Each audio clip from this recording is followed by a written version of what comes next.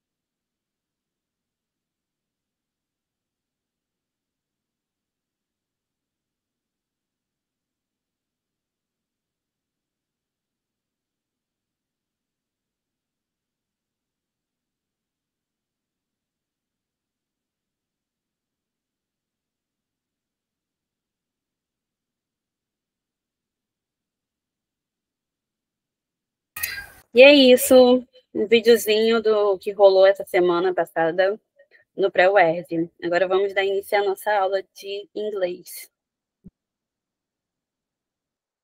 Certo, muito obrigada. O vídeo estava incrível. Eu não sei se foi geral, mas para mim eu acho que não saiu um áudio aqui do vídeo, mas depois, se você quiser compartilhar lá no grupo ou tentar passar de novo aqui, eu não sei. Fica à sua disposição, mas acho que deu para os alunos entenderem aqui o recado. Acho que deu para entender o objetivo do vídeo aí, mostrar o trabalho que todo mundo aqui do ProWest tem feito, que é muito lindo, tudo pensado em vocês, voltado para vocês, e para a gente continuar mais do que nunca aí nessa reta final, nesse objetivo da gente continuar com essas aulas aqui, continuar fazendo esse projeto funcionar tão lindamente. Mas acho que deu para vocês entenderem, espero que vocês tenham entendido e visto o vídeo realmente. E antes de tudo, gente, porque eu já fui falando aqui, eu nem dei boa noite a todos. Gostaria muito de agradecer a presença de vocês em mais uma aula aqui de inglês. A gente agora já está chegando na reta final, já estou sentindo, eu estou sentindo por vocês, talvez, aquele friozinho na barriga, da data da prova se aproximando, mas a gente tem feito uma ótima trajetória aqui de inglês, a gente tem aprendido muito, a gente tem estudado muito, e eu acho que de todos os anos que a gente tem feito aqui o Inglês no Trajeto, esse é o ano que a gente está muito firme, que eu estou sentindo muita firmeza aí, a gente com certeza vai ter muitas aprovações, todas as aprovações, e a gente está aí para mais uma aula, para a gente continuar desenvolvendo o nosso inglês aqui, para a gente eu continuar compartilhando dicas, tentando ao máximo acalmar vocês para encarar esse inglês lá na prova. Eu juro, galera, o inglês é aliado de vocês. Vocês são capazes. A gente vê aqui várias dicas, várias coisas importantes para preparar. Tenho tentado preparar o máximo de material para ajudar vocês também. Eu quero que vocês não tenham esse medo da prova, eu quero deixar vocês o mais tranquilo possível. E para que, independente do que cair, do que vocês encontrarem lá na hora da prova, vocês conseguirem se sentir seguros e conseguir lembrar das nossas dicas, das nossas aulas, e conseguirem ir muito bem nessa prova. Eu confio muito no potencial de vocês, e vocês, principalmente, que ficam aqui acompanhando a gente ao vivo, tirando dúvida, participando, comentando, é muito importante. Então, agradeço muito isso a todos vocês. Eu espero que... Eu tô com frio na barriga porque é normal, mas eu tenho certeza que vai dar certo. Gente, como que vocês estão? O Cauane já falou aqui que também tá com esse mesmo sentimento, mas eu não quero que você fique com medo. Eu juro que a gente vai continuar aí no nosso intensivão até o dia da prova para eu conseguir pelo menos acalmar um pouquinho vocês. Vocês estão tranquilas, estão ficando mais nervosas, estão conseguindo confiar, estão conseguindo pegar o ritmo aí. Eu já consegui diminuir um pouquinho, sequer, o medo de vocês em relação ao inglês até agora, ou ainda não? Gente, sejam sinceras comigo. A gente está aqui, ó, desde julho. Final de julho a gente está aqui, trabalhando, fazendo nossas aulas. Eu espero que eu tenha conseguido, pelo menos, fazer vocês gostarem um pouquinho mais do inglês, entenderem que o inglês pode ser sim, e é um grande aliado de vocês na prova. Como vocês têm sentido? Para a aula de hoje, eu já deixei separado, já estava separado lá no... Ai, peraí que alguém comentou aqui. Conseguiu, mas acho que mesmo assim, sempre que vai chegar no mais perto, o medo vai aumentando. É normal, prova, exame discursivo, é uma coisa que a gente sente mesmo, é natural, até porque, né, querendo ou não, é uma coisa que a gente vai ter que passar, um desafio, é uma prova, um exame, tem toda essa pressão por detrás ali, né, mas pelo menos eu estou conseguindo ajudar vocês, eu espero que nossas aulas continuem aí, fazendo vocês avançarem cada vez mais. E eu espero que vai dar certo, a gente vai continuar juntas aí, ninguém solta a mão de ninguém, galera, eu vou estar aqui até o final, se vocês precisarem, vocês podem me procurar, porque eu entendo que às vezes aqui na aula eu não consigo abarcar tudo que vocês precisam, mas eu sempre disponibilizo alguns materiais, e também sempre estou à disposição para vocês precisarem, podem me consultar também, estou sempre disponível. E para hoje, para a nossa aula de hoje, o nosso material ele já estava separadinho para vocês, eu já tinha deixado lá no Drive dos materiais, que vocês conseguem acessar lá pela descrição do grupo. Já falei tanto isso que eu acho que eu já até decorei. E aí vocês conseguem ver todos os materiais que eu já preparei, tudo que precisar para ajudar vocês, ou o que não tiver lá, vocês podem me cobrar também, se vocês quiserem ver. E como vocês já estão acostumados, toda aula a gente vê uma prova, né, antiga da UERJ, a gente prepara, usa isso como base, e hoje vai ser diferente. Mas antes da gente preparar e a gente vê todo o material que eu tenho para a aula de hoje, eu quero fazer um início diferente para a nossa aula. Como eu sempre falo, o inglês é um aliado. E o inglês, apesar de ser o ponto-chave ali, porque o texto que vocês vão encarar ali é um texto em inglês, a gente não precisa ser fluente, expert e nem nenhum tipo de coisa louca no inglês para conseguir se dar bem na prova. Tanto que eu sempre tento trazer dicas, eu sempre tento falar, gente, e se vocês olharem por essa perspectiva? E essa dica, e esse macete aqui, vocês conseguem responder, vocês conseguem, né, ir ali, mas o inglês, querendo ou não, é uma parte exigida ali, até de uma forma indireta. Então, na nossa aula de hoje, para começar, tem um quiz que eu preparei aqui. Preparei não, gente.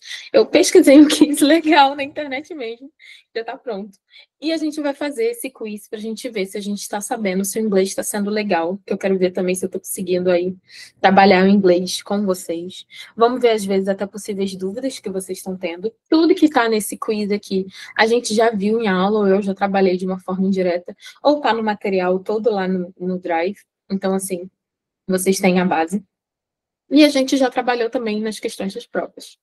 Então, é só para a gente ter um ice break, que é uma coisa de tipo, uma quebra de gelo inicial para nossa aula, para a gente ver como que a gente está indo aí no inglês também, porque querendo ou não, o inglês é uma parte importante, porque a prova é uma prova de língua estrangeira. Então, apesar de eu tentar acalmar vocês o máximo, eu não posso fugir muito do inglês. Eu tenho que estar ali atenta a isso também com vocês. Então, é um quiz bobo. Eu quero que vocês respondam junto comigo. Obviamente, eu vou deixar vocês responderem e a gente vai ver se está certo ou não.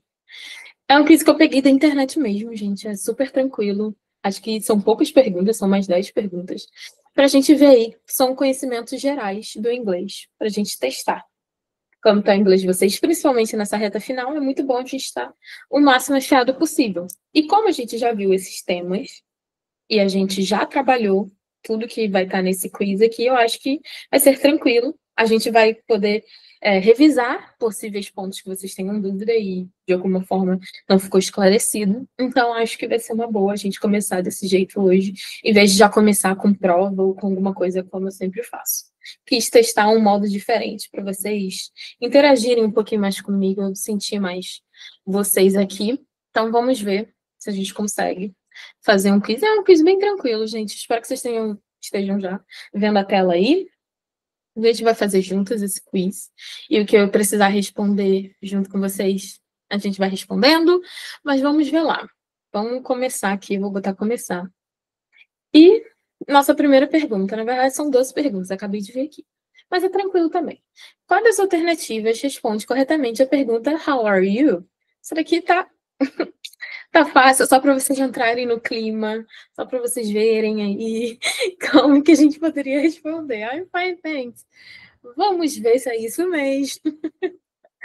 Corretíssimo, perfeito. O significado da frase There are two books on the table é há dois livros lá longe sobre a mesa. Há dois livros sobre a mesa. Há dois livros aqui sobre a mesa. Há dois livros sob a mesa. O que vocês acham? A primeira, a segunda, a terceira ou a quarta opção? Se quiser colocar sim, é tranquilo também, em vez de colocar toda a frase. Eu acho que é mais fácil. 4. A Yasmin.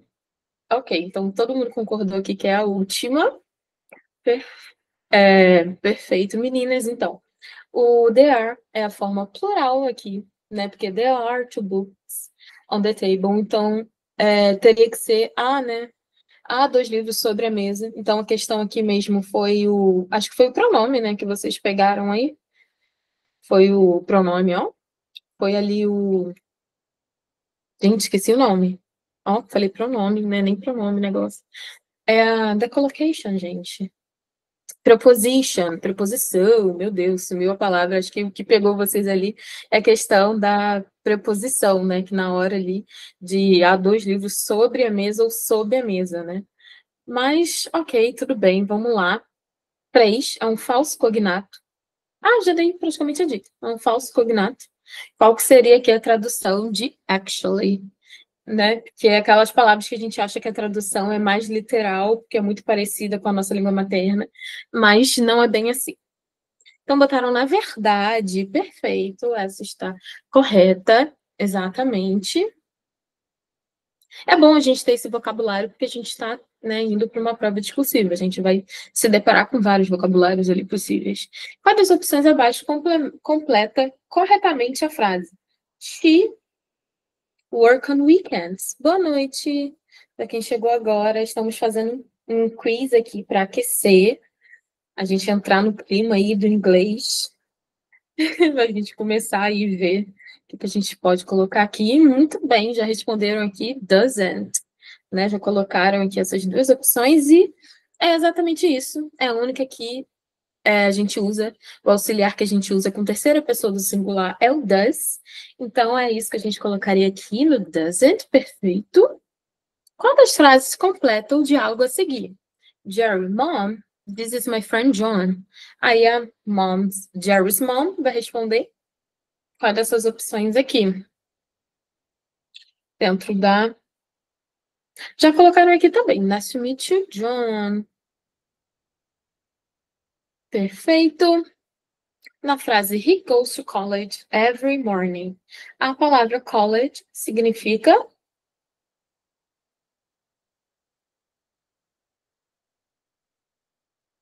A dica aí significa o lugar que vocês vão estar ano que vem. Vocês vão estar sendo aprovadas agora. Isso daí, faculdade.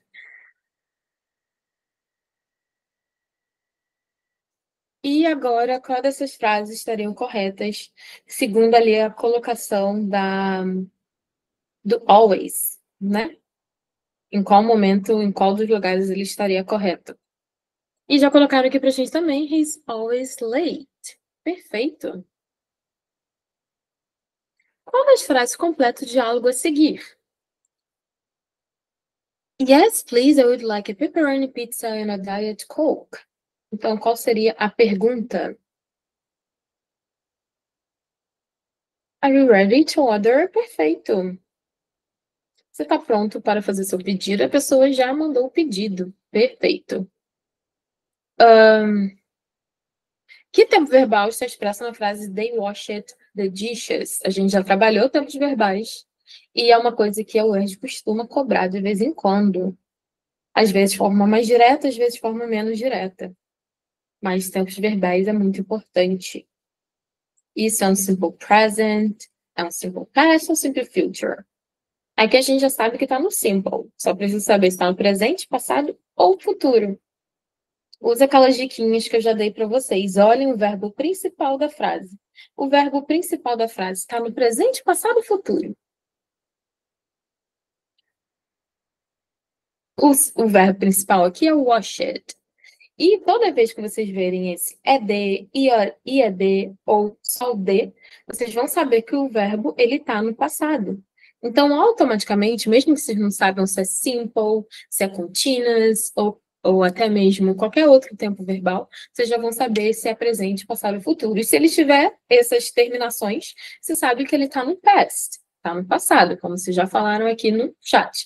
Então, a única opção possível aqui, como também já falaram, seria o simple past, porque o verbo principal está no passado. Então, aí a dica que eu sempre falo para vocês, quer saber tempo verbal, olha para o verbo e depois faz essa análise. Ah, ele só está apenas no passado, não tem nenhum auxiliar, não tem nenhuma outra colocação a mais. Então, é simple.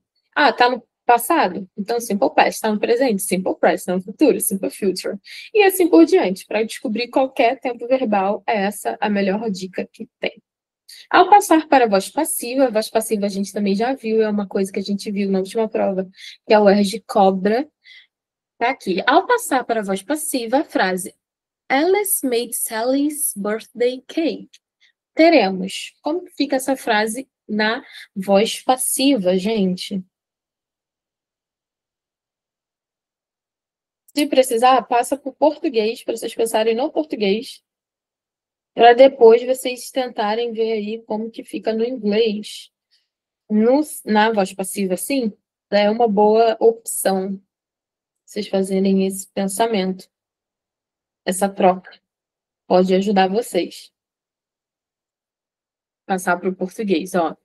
Ali a gente tem Alice made Sally's birthday cake. A frase é Alice fez o bolo de aniversário da Sally. Isso a gente está na voz ativa português. Mas a gente quer passar para a voz passiva. No português, como passaria essa frase para a voz passiva? Pensa no português primeiro. Quem consegue me responder? Ó, Yasmin colocou aqui que é 4. Todo mundo concorda? Vou esperar para ver se mais alguém discorda, ou senão já vou colocar 4 aqui. Ou concorda também, né? Vai que alguém... Porque vocês têm que fazer essa inversão. Ali a gente troca, né, o agente, quem sofre a ação e quem faz a ação, né? Então, o bolo de aniversário da Alice foi feito por... O bolo de aniversário de Sally foi feito por Alice. Seria essa se a gente trocasse da voz ativa para a voz passiva no português. Se na voz ativa a gente tem foco ali em quem faz a ação, na voz passiva a gente tem foco na ação. Então, qual é a ação aqui? O bolo de aniversário que foi feito. Então, a gente tem que fazer essa inversão. Se a Alice fez o bolo de aniversário da Sally, se a gente for passar para a voz passiva, Sally, o bolo de aniversário da Sally foi feito por Alice. E se você quiser, você pode ir até na voz passiva omitir o agente. Então, esse by Alice ali pode ser uma coisa que você corta, não é necessário. Porque o foco na voz passiva é na ação e não no agente. Na voz ativa, o foco é no agente. Por isso que Alice começa logo ali no início da frase. Então, se no português a gente tem Alice fez o bolo de aniversário da Sally, se a gente for inverter para a voz passiva, seria a mesma coisa no inglês, que é o bolo de aniversário da Sally foi feito por Alice. Então, por isso que a Yasmin está correta e a Giovana também ao falar A4, tá bom? Então, Sally's birthday cake was made by Alice. Que é exatamente essa inversão que eu falei aqui, do que a gente faz, até mesmo no português. Se isso ajudar vocês, gente, isso me ajuda na hora de pensar, por isso que eu passo essa dica para vocês. Mas se não, se vocês pensarem mais tranquilo no inglês mesmo, tá perfeito. Mas é tendo isso em mente. Voz ativa, foco no agente. Voz passiva, foco na ação. Mas vocês responderam corretamente. Perfeito. Vamos para a próxima. Qual das frases abaixo indica tempo futuro? Então, aqui a gente tem que olhar, como eu falei, qualquer questão de tempo verbal, olha para verbo ou auxiliar, porque no futuro a gente tem um auxiliar. Qual é o auxiliar do futuro, gente? Isso, já me responderam aqui. O auxiliar do futuro é will. Então, assim, já tem essa dica de que a gente precisa olhar para a frase que vai ter o will. A pegadinha aqui tá, porque na frase 3, por exemplo, tem Will plays the guitar. Mas Will aqui não é o Will auxiliar, é o Will nome de uma pessoa, porque o Will toca guitarra. Essa frase está no presente, porque ele toca guitarra, ok. Entendeu? Não tem nada. Like it, olhando para a última frase ali, é aquela diquinha que eu dei. Tá com IAD, D ou ED, você sabe que tá no passado. Você sabe que o verbo tá no passado, então não tem como ser tempo futuro. Aí a gente fica em dúvida entre a primeira e a segunda. Is going to, esse going to é um auxiliar que a gente usa muitas vezes, é uma frase, né, uma construção que a gente usa muitas vezes para o tempo futuro, sim. Mas aqui, Bob is going to school, se eu traduzir, eu estou falando que Bob está indo para a escola. Não necessariamente estou falando no futuro, Bob vai à escola, vai ir para a escola, vai à escola. Então, se eu não estou tendo essa ideia de futuro, se eu estou falando de uma ação que acontecerá logo adiante, ainda no presente, não é necessariamente futuro. Como eu falei, a gente olha para o auxiliar, o will, que é o auxiliar do futuro. Então, Bob will be promoted. Que aqui a gente está seguindo essa coisa da ideia futura e usando o auxiliar correto para o futuro. O going to poderia estar correto também, mas dependeria da frase e do que está falando. Poderia ser, por exemplo, Bob is going to be promoted. Aí estaria no futuro também. Mas ali, nesse sentido, Bob is going to school, só está falando que ele está indo para a escola. Então, não está necessariamente no futuro. A segunda, Bob will be promoted, Bob vai ser promovido, está sim no futuro. Temos o uso do auxiliar correto para o tempo futuro e também no sentido da frase estar no futuro. Então, é por isso que ela estaria correta. Sempre essa coisa de olhar para o verbo, olhar para a construção, para o sentido, ajuda muito nessas questões de verbais, tá? Então, assim, fiquem sempre atentos a isso, porque o Word gosta de botar essas pegadinhas aí, gente. A última pergunta do nosso teste geral de conhecimento do inglês é: qual das opções abaixo responde corretamente a pergunta?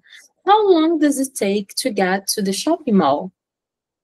Então, it's very long, it's 3 meters long, I'm fine, thanks, it's take 20 minutes to get there. Já responderam aqui no chat, então já vou colocar aqui também.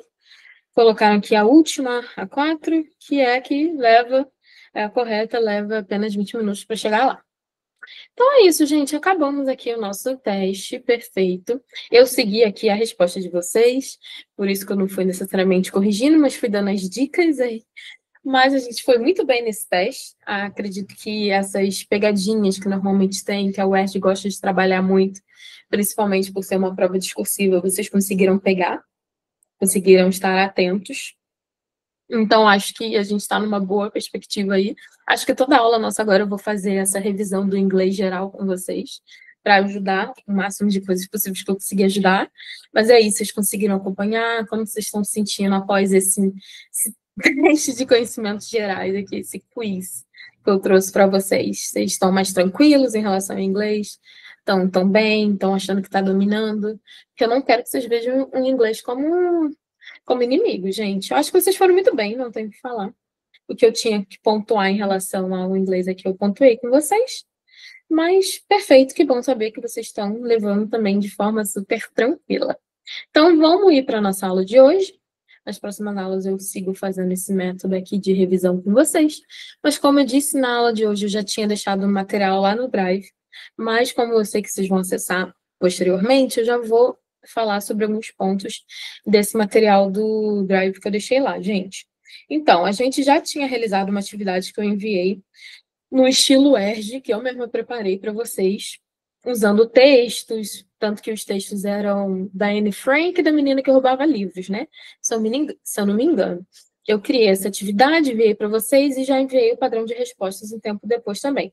É mais uma forma de vocês praticarem, terem acesso aos outros textos e também a outras provas, a outros exercícios, né? Não apenas as provas anteriores que a gente já faz a cada aula. Então, eu fiz uma nova atividade, porque vocês já tinham concluído essa primeira. Mas quem tiver atividade ainda, alguma dúvida, atividade, ó, quem ainda tiver alguma dúvida em relação à primeira atividade, posso estar respondendo também tranquilamente. Mas eu já preparei essa segunda atividade aqui para vocês estarem praticando também, novamente no modelo UERJ, tá bom? Coloquei tudo lá para vocês explicadinho, que nem eu sempre faço nos materiais. A primeira atividade também estava assim, eu coloco essa introdução toda aqui para vocês lerem. Só que agora eu escolhi um outro texto, obviamente.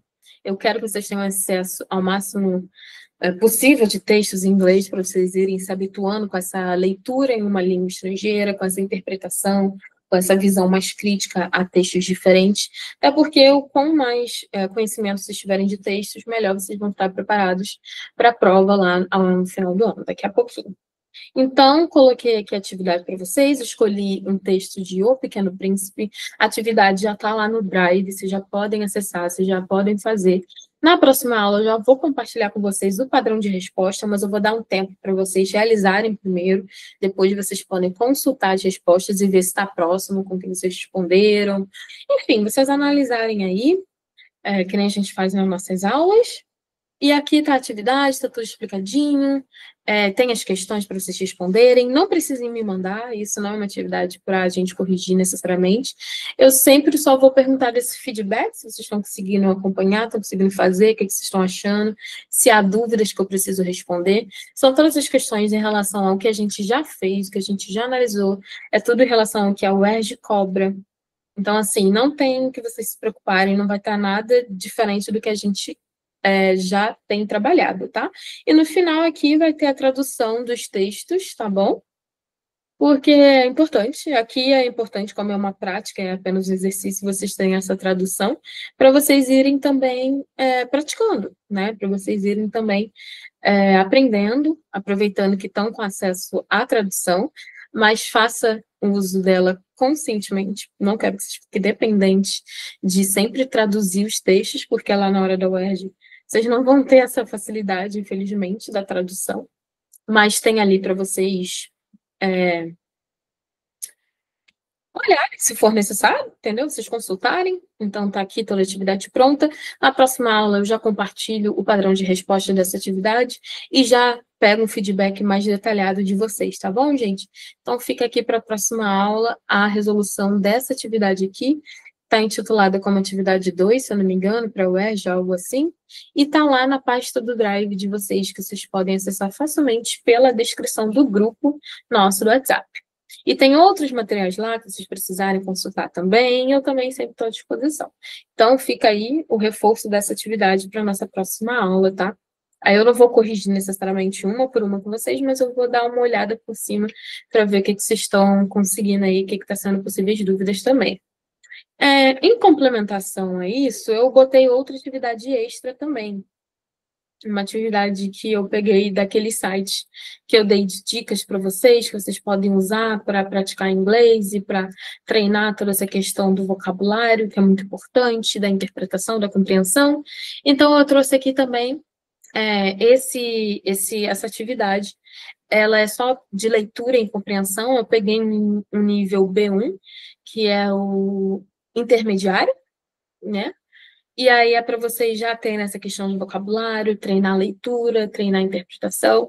É uma atividade extra, mas eu também vou dar uma olhada com elas mais a fundo com vocês.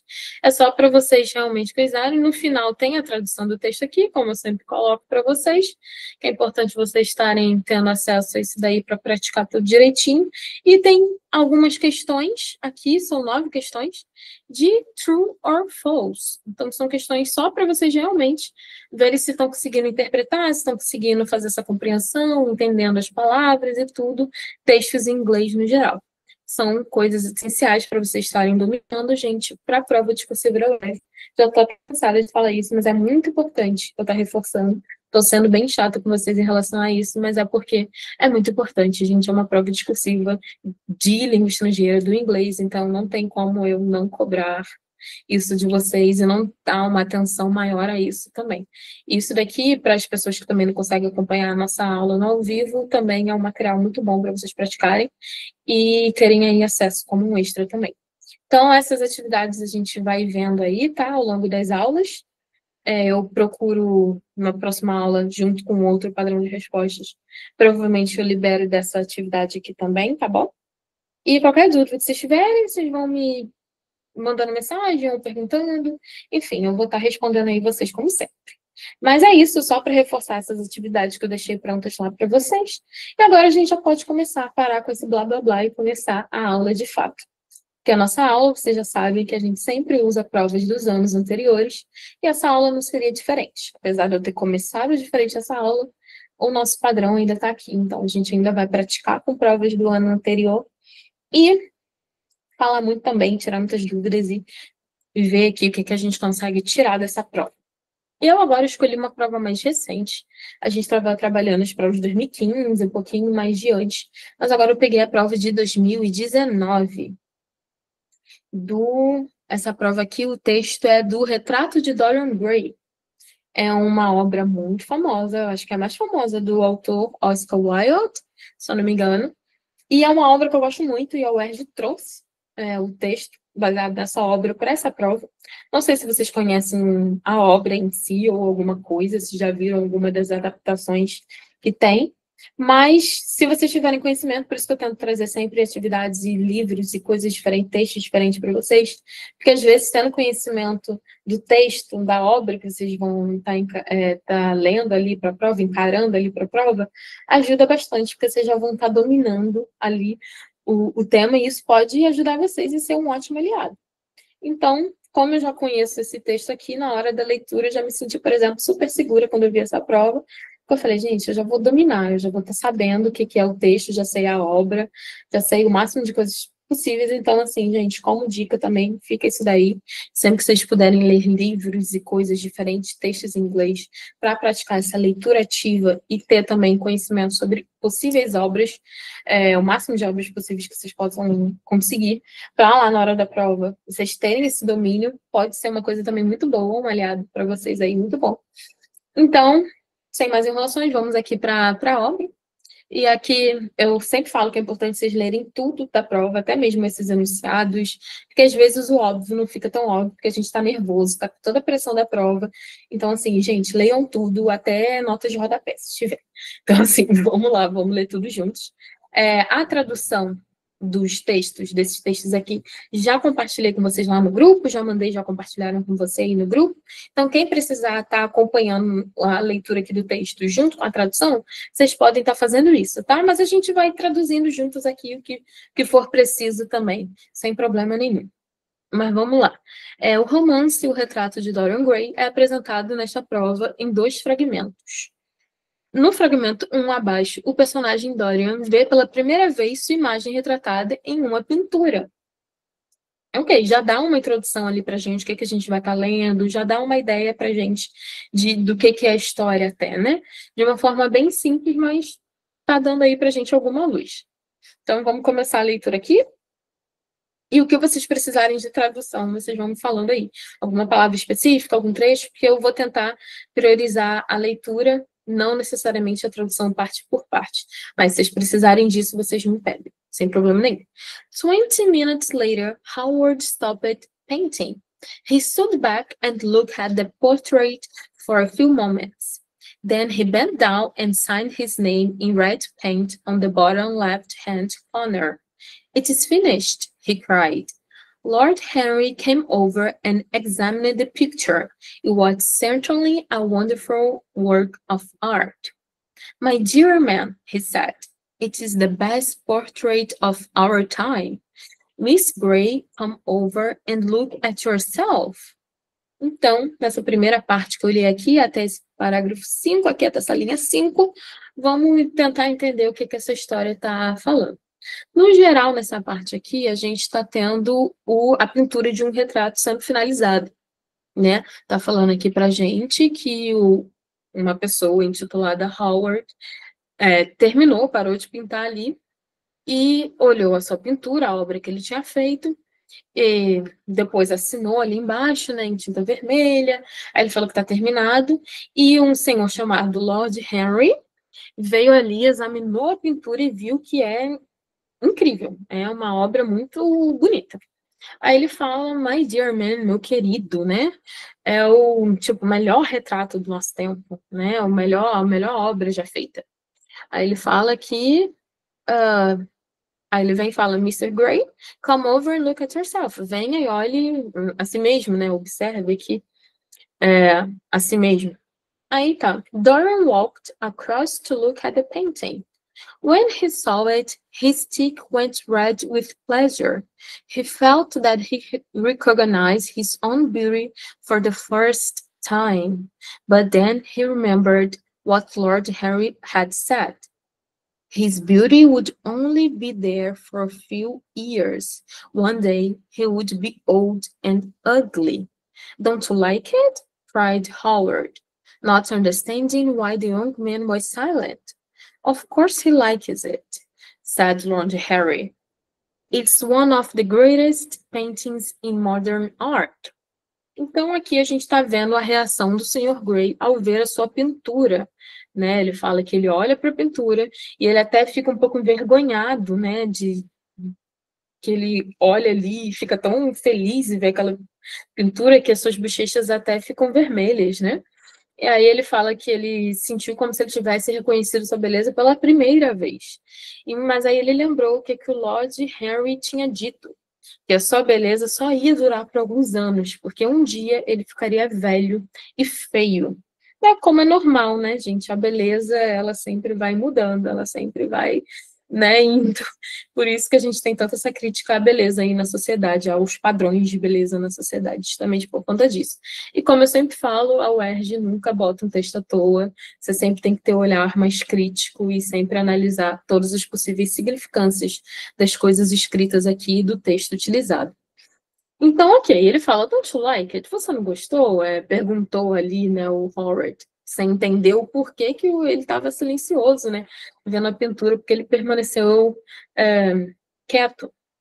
Aí o Lord Henry responde pelo Dorian, falando, é claro que ele gostou. É uma das maiores pinturas da arte moderna. Então, assim, colocou lá em cima, né? Falou que a obra está perfeita e, de forma indireta, está falando ali que o Dorian também é um homem muito bonito, né? Tanto que ele até se preocupa com um dia a sua beleza acabar. Então, vamos continuar aqui. Gente, eu não estou traduzindo literalmente, mas qualquer coisa vocês vão perguntando. "How sad it is," said Dorian Gray, who was still staring at his own portrait. "I'll grow old and horrible, but this painting will always stay young. It will never be older than this day in June. If only it were the other way." "What do you mean?" asked Howard. "If I could stay young and the picture grow old, for that I would give everything. Yes, there is nothing in the whole world I would not give. I would give my soul for that." "I don't think you would like that, Basil," cried Lord Henry, laughing. I certainly would not, Harry, said Howard. Dorian Gray turned and looked at him. You like your art better than your friends. The painter started in surprise. Why was Dorian speaking like that? What had happened? His face was red and he seemed quite angry. You always like this painting, but how long will you like me? Until I start getting old. Lord Henry Wotton is perfectly right. When I lose my beauty, I will lose everything. I shall kill myself before I get old. Então a gente já vai para outra parte da história, mas ainda seguindo, né, essa mesma perspectiva de depois ele ter visto ali a sua pintura. Aí ele está falando aqui, né, que é triste porque ele ainda está olhando de uma forma muito fixa para o retrato, e ele começa a falar sobre essa questão dele envelhecer e ficar feio, mas que a pintura ficaria daquela forma jovem e bonita, daquele dia de junho para sempre. Aí até o Howard pergunta, como assim? O que você quer dizer? Aí ele fala que daria tudo para que a pintura ficasse velha e feia, mas ele permanecesse jovem e bonito para sempre. E ele fala que não teria nada no mundo que ele não daria para isso acontecer. Inclusive, ele fala, I would give my soul for that. Eu daria minha alma por conta disso, para isso, né? E aí os amigos dele começam a falar assim, tipo, como assim? O que você quer dizer? Aí ele fala, tipo, eu não acho que você concordaria com isso, gostaria disso, né? Tipo, da sua alma. Ele fala, aí o outro até complementa, falando, realmente não, Harry. E aí o Dorian vira para ele, até um pouco assim, irritado, né? E fala, mas você gosta mais da arte do que dos seus amigos. Aí já coloca outra coisa ali no meio. Aí o pintor, né, o Howard, ele fica meio assim, como assim? Por que o Dorian tá desse jeito? O que estava acontecendo? E aí o Dorian vai e finaliza falando ali que ele sempre vai gostar do retrato. Mas por quanto tempo ele vai gostar dele daquele jeito? Porque um dia ele vai envelhecer e fala que o Lord Henry ali estava completamente certo, que quando ele perder a beleza dele, ele vai perder tudo. Mas aí ele vai e finaliza falando que quando ele, antes mesmo dele envelhecer, ele vai se matar. Ele já entra para outro lado aí da história, outro lado aí das coisas, apenas por conta de um retrato, o retrato do Dorian Gray, dele mesmo. Aí, many years passed, yet the wonderful beauty that had so fascinated Basil Howard stayed with Dorian Gray. Even those who had heard terrible rumors against him could not believe them when they met him. He always had the look of someone who had kept himself pure. Many people suspect that there was something very wrong with Dorian's life, but only he knew about the portrait. Some nights he would secretly enter the locked room, holding a mirror in his hand. He would stand in front of the picture Basil Howard had painted. He would look first at the horrible, old face in the picture, and then at the handsome young face that laughed back at him from the mirror. He fell more and more in love with his own beauty, and more interest in the corruption of his own soul. Então, aqui a gente finaliza essa passagem aqui analisando, percebendo que o Dorian conseguiu o que ele queria, que ele realmente fez com que o retrato, o portrait, envelhecesse ao invés dele. E a luz quase caiu aqui, gente, socorro. Não caiu aí não, né? Vocês ainda estão me ouvindo. Ai, meu Deus. Enfim, acho que manteve. Mas continuando aqui, então, ele está falando sobre essa questão de que ele conseguiu fazer isso, de a sua beleza permanecer intacta com ele, enquanto o retrato que envelhecia. E aí ele fala aqui que muitos anos passaram, mas a beleza dele continuava ali com Dorian Gray, e tinham rumores, né, terríveis sobre ele, e as pessoas não acreditavam até ver ele, até encontrar ele, e ele sempre tinha esse aspecto de como se alguém que manteve ali a sua cor, sua pureza intacta. E aí depois ele fala que, finaliza aqui falando que muitas pessoas suspeitavam que tinha algo muito errado com a vida do Dorian, mas só ele sabia do retrato, né, que o amigo dele pintou. E algumas noites ele entrava secretamente no quarto trancado Ele segurava um espelho na mão, ficava diante da pintura que o Basil Howard fez, né, que foi a pintura dele mesmo, olhava primeiro para o rosto horrível envelhecido no quadro, e em seguida para o belo rosto jovem que lhe sorria de volta no espelho, já que ele ia sempre com o espelho na mão. E ele cada vez mais se apaixonava pela sua própria beleza, e cada vez mais ele se interessava ali pela corrupção da sua própria alma. Então, a gente tem aí um texto, essa parte que a gente tem aqui do texto. Ok, conseguiram acompanhar? Conseguiram ver? Eu não traduzi tudo literalmente, mas tentei passar aí as partes principais do texto, ok? Como eu falei lá, depois vocês podem consultar a tradução, a correção, tudo direitinho. E temos aqui já a primeira questão, eu gosto muito desse texto do Dorian Gray. E temos aqui, ao longo da narrativa, o personagem Dorian Gray revela um desejo que pode ser associado a um elemento fantástico. Identifique esse desejo. Em seguida, retire do texto uma frase em inglês que comprove sua realização. Ok, então, como eu já falei, a gente sempre lê o enunciado completo e depois responde ele parte por parte quando necessário. Então, vamos responder aqui a primeira parte, porque aqui precisa de mais de uma resposta. Primeira parte, identifique esse desejo. Qual é o desejo? A partir dessa leitura que a gente fez, até essa leitura mais por alto, dá para entender qual que é esse desejo que o Dorian tem. Mas qual seria, então, o desejo do Dorian Gray, gente? Qual é o que ele revela ali para a gente que ele tem vontade de realizar, né? Qual é...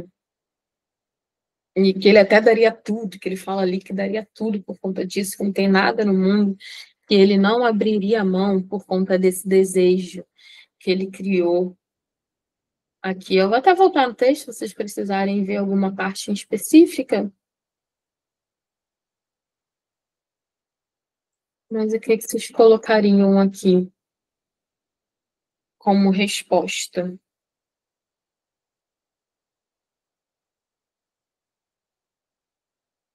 Como eu já falei aí para vocês também, vocês não precisam responder sempre perguntas enormes, com as palavras super, né, bem elaboradas, mas vocês precisam responder o que é pedido da forma adequada, ou seja, vocabulário adequado, sem repetições, sem vícios de linguagem, uma resposta tranquila que atenda a tudo que foi pedido aqui, né, no enunciado. E aqui, seria a questão da beleza dele? Sim, gente. Então, seria essa questão da beleza. Qual o desejo que o... Deixa eu ajudar vocês, mas é exatamente isso que a Maria colocou aqui no chat pra gente. Essa é a direção que vocês têm que pensar. A gente está vendo um texto que se chama O Retrato de Dorian Gray. Logo no início, a gente percebe que o próprio Dorian Gray se apaixona por sua beleza ao ver o retrato que um amigo dele pintou para ele, né? Pintou dele, na verdade, não para ele. E ele fica fissurado com a beleza dele, fica assim, na cabeça dele, aquela coisa do tipo, meu Deus, mas eu vou envelhecer, eu vou ficar feio, um dia eu vou perder essa beleza, e ele acha que se ele perde a beleza, ele perde tudo que ele tem, inclusive as amizades, né, dele com os pintores aqui, com um pintor e o outro amigo dele aqui, o Lord Henry. Então a gente percebe aqui que ele fica fissurado com essa beleza dele, que ele até chega aqui nessa segunda parte do texto, ele até questiona se ele poderia, se teria um jeito, se tivesse outro jeito, de, if I could stay young and the picture grow old. E aí ele fala do desejo dele aqui. Qual é o desejo dele aqui? Porque tudo é em torno da beleza do Dorian e da questão dele dar tudo, inclusive a própria alma dele, para permanecer com a beleza, como se a beleza fosse tudo no mundo. Para o Dorian, é isso. Então, o que a gente percebe aqui como objeto do seu desejo, gente? Qual é o desejo do Dorian? Qual é essa fascinação com a sua própria beleza? Traz o que para ele? O que ele diz ali que ele quer? Né? O que ele fala? Que ele daria tudo. I would give everything. Yes, there is nothing the whole world would not give. I would give my soul for that. Ele deu a alma dele no lugar disso, gente. Então, é exatamente isso, permanecer jovem e belo. Então, assim, se a pintura pudesse envelhecer no lugar dele, ele daria tudo, é o desejo dele, é o que ele expressa aqui pra gente, dessa forma mais direta, nessa parte aqui, né, que ele fala, if I could stay young and the picture grew old.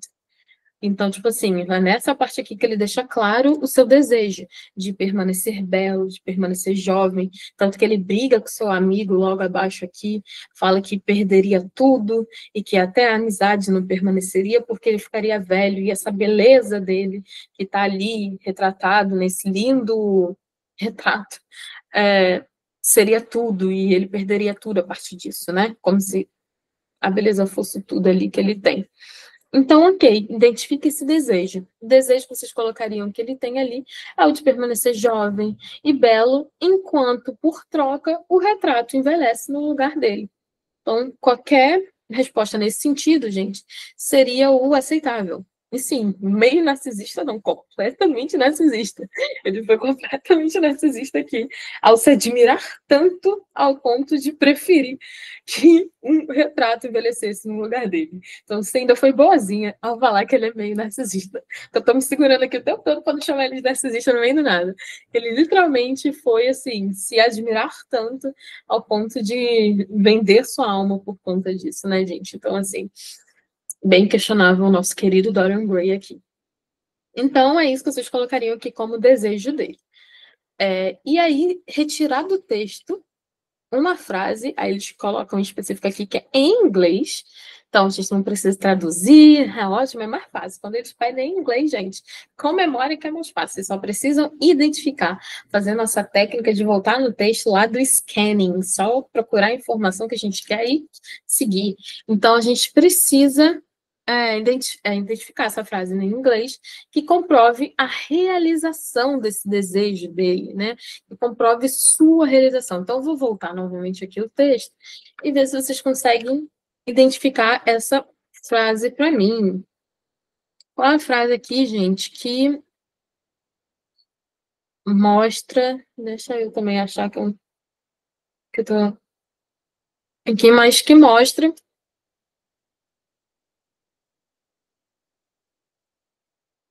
Ah, tá, achei.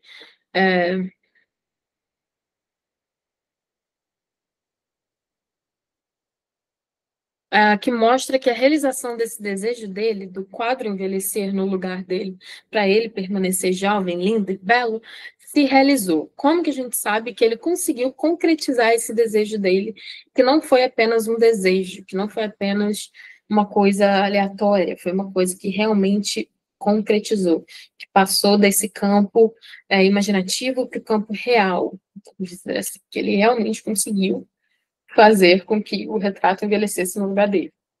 Então, qual é a frase nesse texto aqui que elucida isso para a gente, deixa claro para a gente que quem envelheceu foi o retrato e não Dorian Gray. Como dica, eu já falo que com certeza vai estar aqui no final, que aqui no final está falando depois dos anos se passarem, das pessoas começarem a suspeitar da beleza do Dorian Gray se mantendo, né?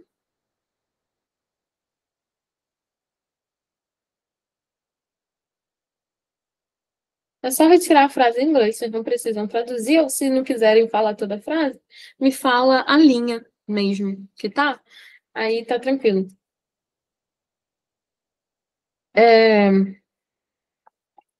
Eu colocaria esse trecho do último parágrafo de primeira, assim, pensei nela.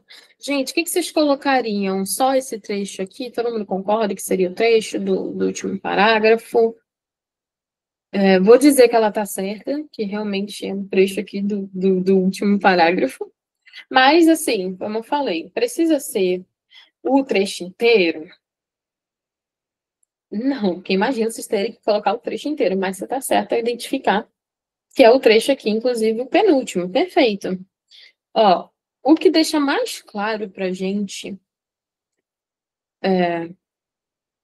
aqui já dá uma pista pra gente, esse início, ó. Muitas pessoas suspeitavam de que tinha algo de errado com a vida de Dorian, mas só ele sabia sobre o retrato. Então já deixa claro aí uma pista pra gente. Como assim só ele sabia do retrato? O que que tem sobre esse retrato aí? Algumas noites ele secretamente entrava no quarto trancado, holding a mirror in his hand. Então já fica claro pra gente aí que tem alguma coisa acontecendo aqui, ó. Mas ainda não tá, né, escancarado, ó. he would stand, então ele ficaria de frente para a pintura que o Basie Howard tinha pintado. He would look at first at the horrible, então ele olhava primeiro para o horrível e envelhecido rosto na pintura, e depois para o rosto maravilhoso e jovem que ria de volta para ele do espelho. He fell more and more in love with his own beauty. Então, ele se apaixonava cada vez mais pela sua própria beleza. And more interested in the corruption of his own... E cada vez mais interessado na corrupção da sua própria alma. Então, realmente está nessa última parte aqui. Mas o que deixa mais claro de todos é esse daqui, ó. Que ele olhava primeiro para a terrível face na pintura e depois para sua face incrível e bonita e jovem no espelho. Então, aqui, nessa frase específica, mostra para a gente a realização, né? Já tinham colocado aqui, inclusive. Mostra para a gente essa realização concreta. Realmente, ele conseguiu, né? Porque quem a gente vê que envelheceu aqui e tá horrível? A pintura. E quem tá lindo e belo, como era o desejo dele? O próprio Dorian Gray se olhando no espelho. Inclusive com essa ideia dele ter sido corrompido, porque ele tá olhando com um sorriso, né? Para ele mesmo. Então, como se fosse uma coisa assim, que mostra que, ai, não é mais ele tá ali, a alma dele foi corrompida. Então, assim, tem toda essa questão aí. Então, essa parte seria ideal para vocês retirarem e colocarem ali como o trecho que indica para a gente a realização clara e concreta do desejo do Dorian, que é o de permanecer jovem. Então, isso daqui foi bem interpretativo, foi uma coisa bem mais que puxou, exigiu um pouquinho mais de interpretação e do entendimento do inglês também, para vocês conseguirem pescar, né, esses detalhes um pouco subentendidos, mas perfeito, conseguimos, vamos para as próximas questões. Gente, vocês estão conseguindo acompanhar? Tô tranquilo? Qualquer coisa vai colocando aí no chat, que eu tô sempre dando um jeito de ler. Vamos lá. 20 minutes later, Howard stopped painting. Considere a substituição do fragmento sublinhado por stopped to paint. Nesse caso, haveria uma alteração no sentido do enunciado. Explica essa alteração de sentido comparando as duas construções. Perfeito. Depois de uma questão bem interpretativa, bem pesada, bem...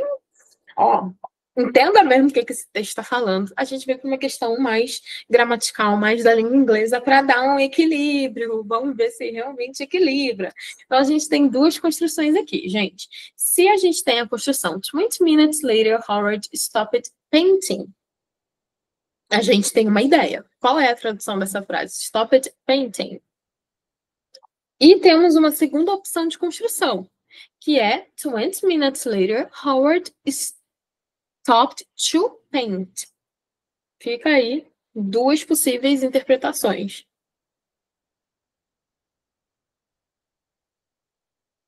Então, qual é essas duas interpretações que a gente tem aí? Vamos primeiro com a que a gente já está aqui, que a gente já traduziu junto, que a gente já analisou. 20 minutes later, Howard stopped painting. Então,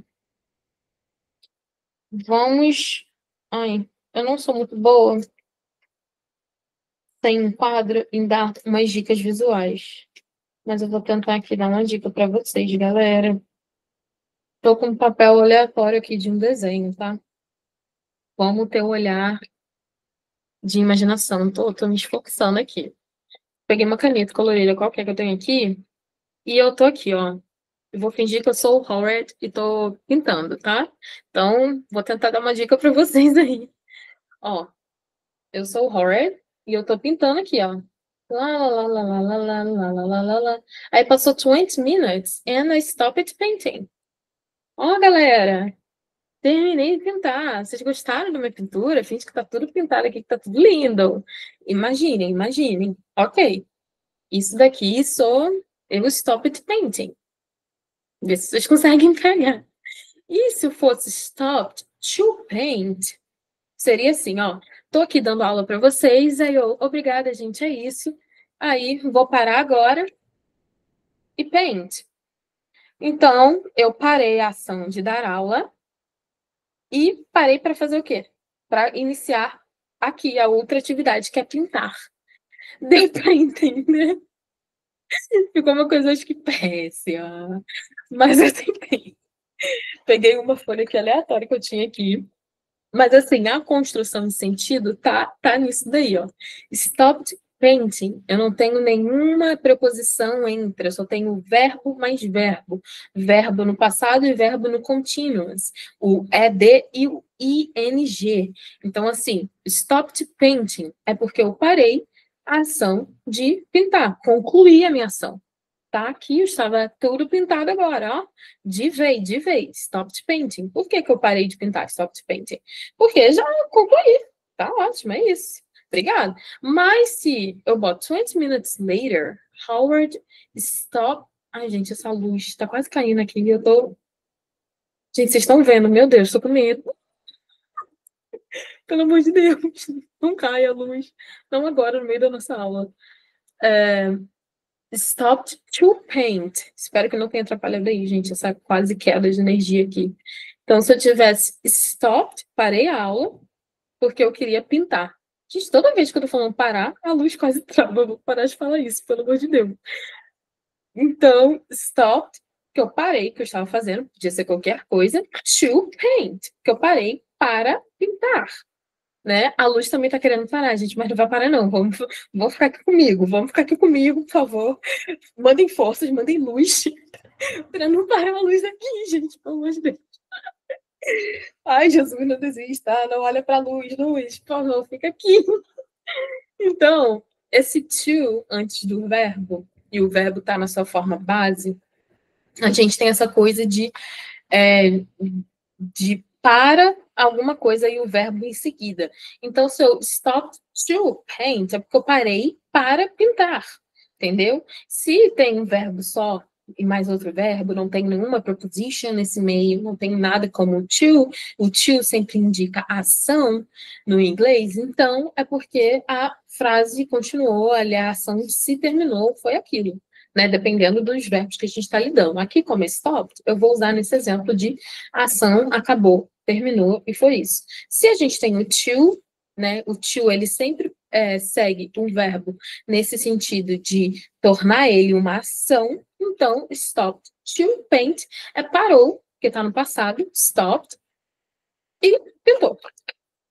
Pintou não, para pintar. Então é isso. Gente, a minha luz não vai desistir, eu tenho fé, entendeu? Tá tudo acontecendo aqui, mas vai dar certo. Mas se vocês entenderam, só. Obrigada, gente. Eu vou sair da nossa aula para fazer um curso ali na Globo de atuação. Foi perfeito. Meu exemplo tá. Uau! Tá incrível. E agora vamos aqui para a próxima questão. Acho que aquela ali ficou clara. Vocês colocariam essa explicação maravilhosa aqui, segundo a minha atuação e segundo os comentários aqui no chat também, da Maria. Ao ver a pintura pela primeira vez, Dorian manifesta dois sentimentos contrastantes. Indica esses sentimentos, explicitando o que motivou cada um deles. Então, a gente vai voltar lá no texto, porque é impossível a gente lembrar cada detalhe desse texto, e ver qual foi a primeira impressão que o Dorian teve ao olhar para o seu retrato. Ele teve dois sentimentos, inclusive essa aqui foi a primeira reação que ele teve. Já sublinhei ali para vocês conseguirem já irem direto. Então, o que ele sentiu primeiro, qual foi esse sentimento, e depois o que ele sentiu também, porque foram duas coisas diferentes demais, né? Um que dá contraste na outra.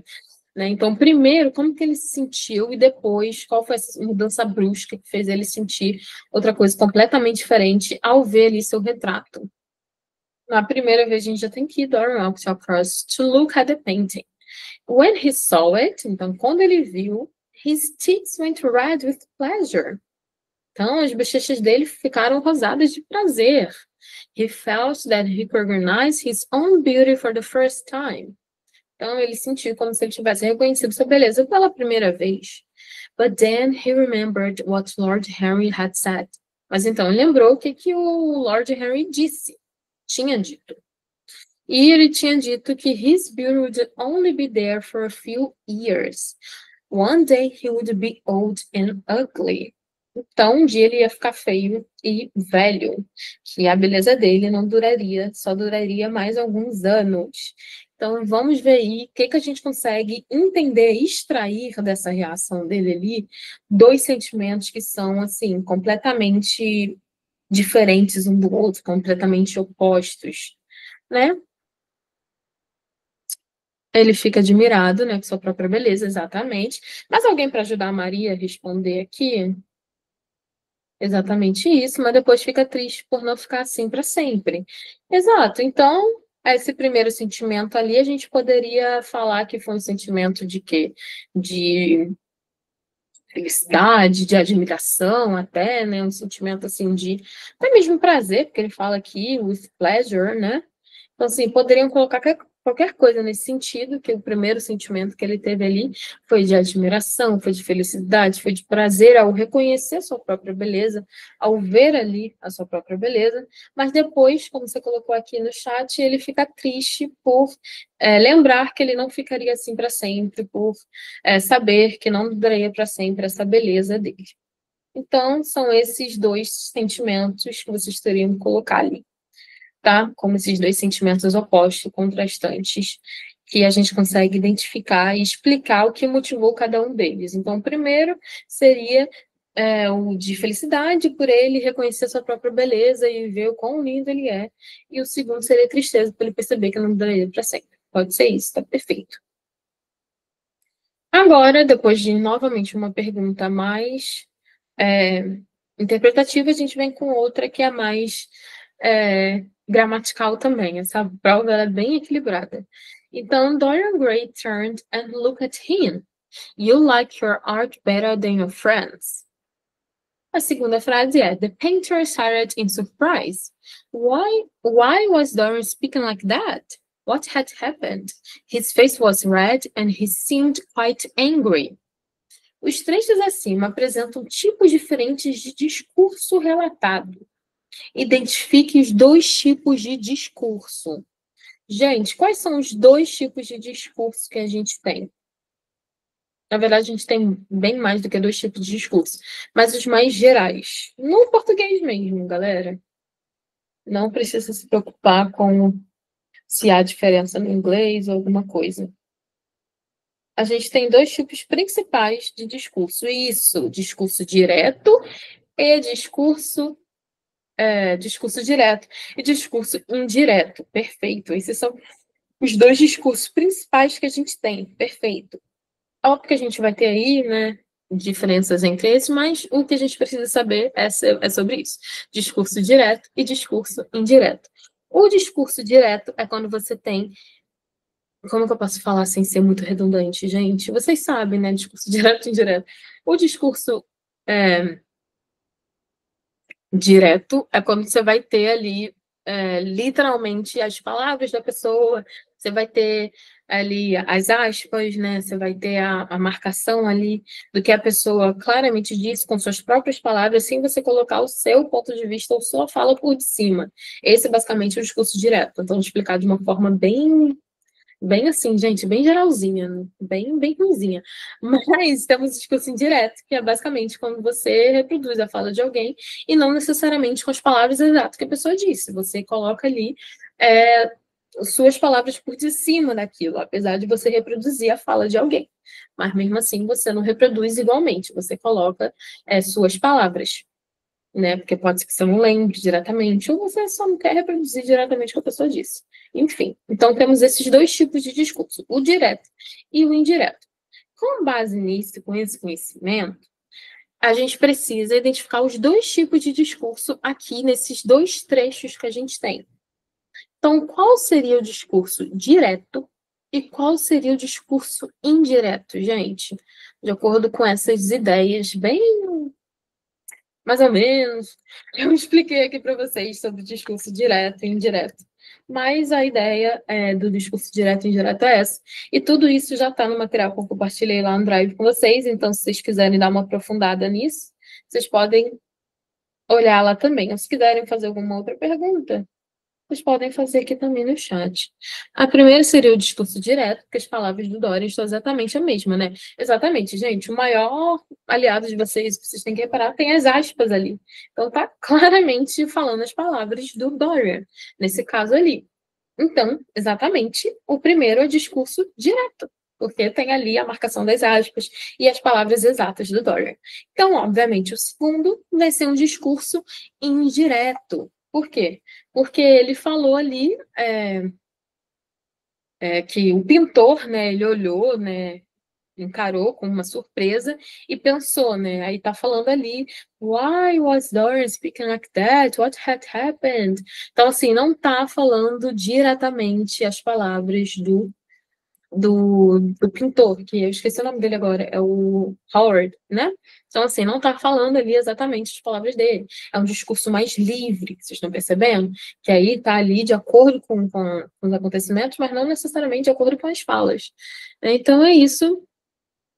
Exatamente, é por conta disso mesmo que seria isso. Então, o primeiro, discurso diretíssimo, e o segundo, exatamente, eu nem falei em direto livre, mas acabou que eu falei na hora de explicar, mas é exatamente isso, Maria, em direto livre.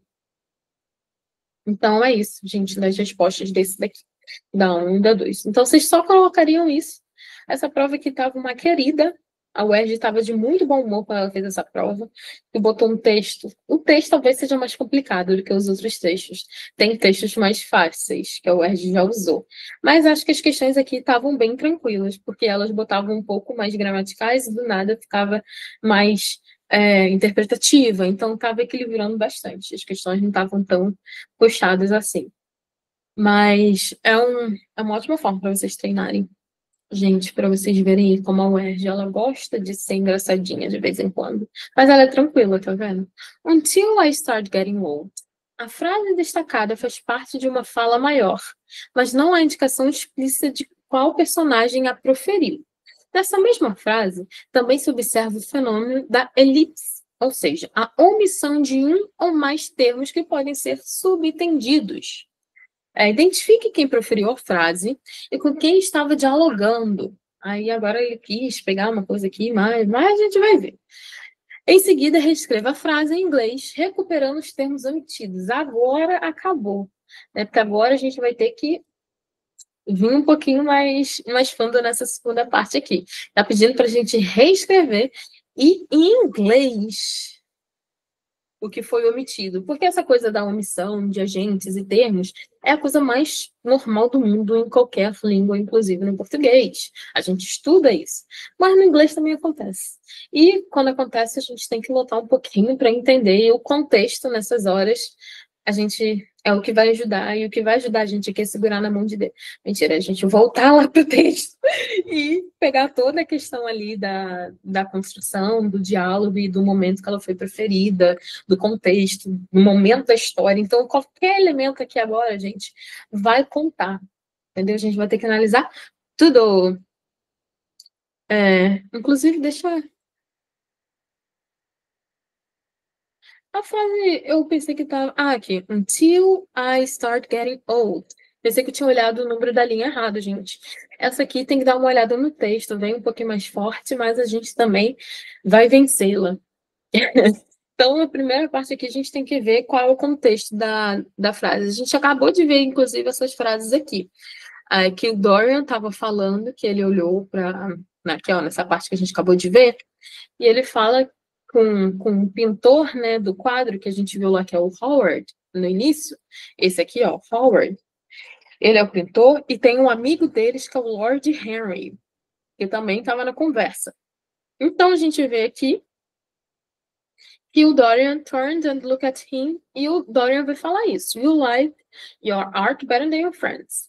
E aí o pintor que vai estar ali, ele vai, no discurso que a gente viu, que é indireto livre, a gente vai ver aqui que os pensamentos dele, o que aconteceu ali enquanto ele respondia o Dorian, né? Enquanto ele questionava toda aquela situação, o que estava acontecendo. Então, ele olhou em surpresa, ele falou, nossa, por que o Dorian está falando desse jeito? O que aconteceu? Por que sua frase estava desse jeito?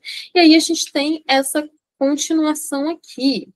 Então, tendo esse contexto aqui, percebendo tudo isso, o Quem é que poderia ter dito? Exatamente.